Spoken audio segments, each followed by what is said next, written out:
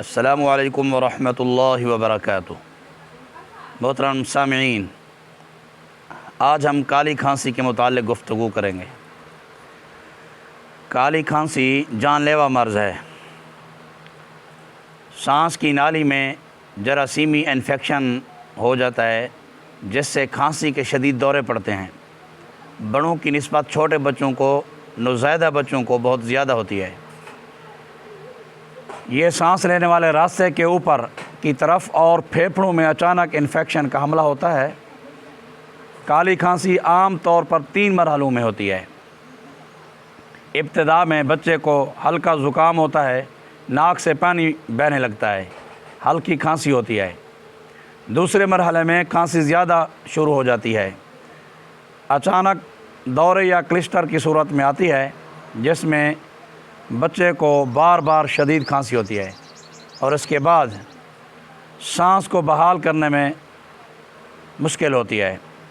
بچے کے لیے کھانسی کے ساتھ سانس لینا مشکل ہو جاتا ہے۔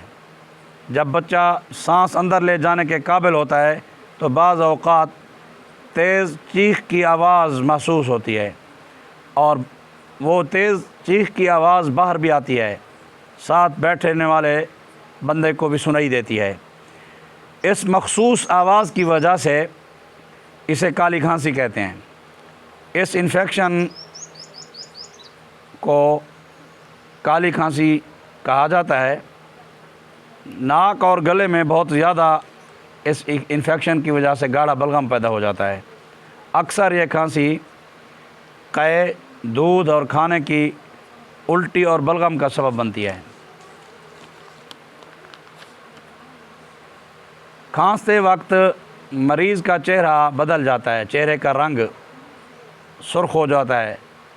رات کو سوتے وقت کالی کھانسی کے مریضوں کو شدید کھانسی ہوتی ہے، کھانسی کا دورہ پڑتا ہے اور مریض نیند سے بیدار ہو جاتا ہے۔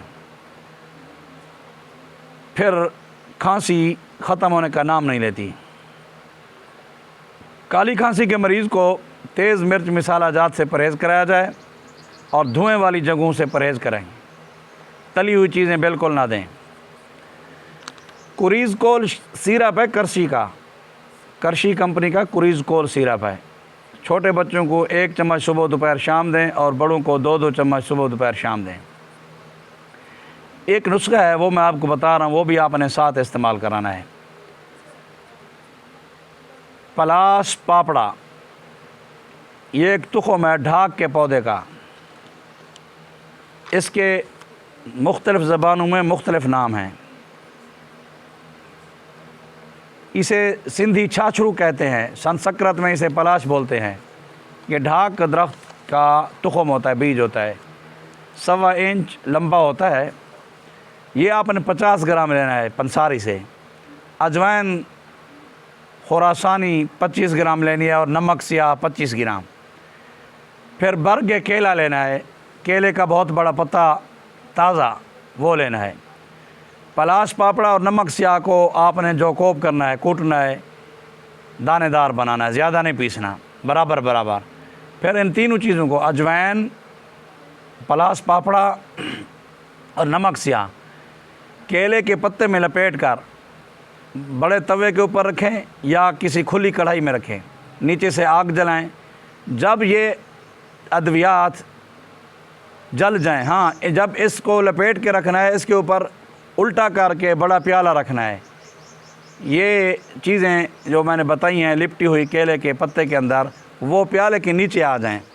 پھر نیچے سے آگ جلانی ہے۔ جب یہ ساری چیزیں جل جائیں تو پھر آپ نے آگ سے برتن کو اتار لینا ہے، توے کو اتار لینا ہے، کڑھائی جو بھی چیز جس چیز میں بھی بنائے برتن کو اتار لینا ہے۔ اس کے بعد یہ آپ نے اس کا سفوف کر لینا ہے۔ روزانہ 6 گرام سفوف صبح و شام 1 چھٹانگ شہد میں ملا کر وقفے سے مریض کو چٹائیں۔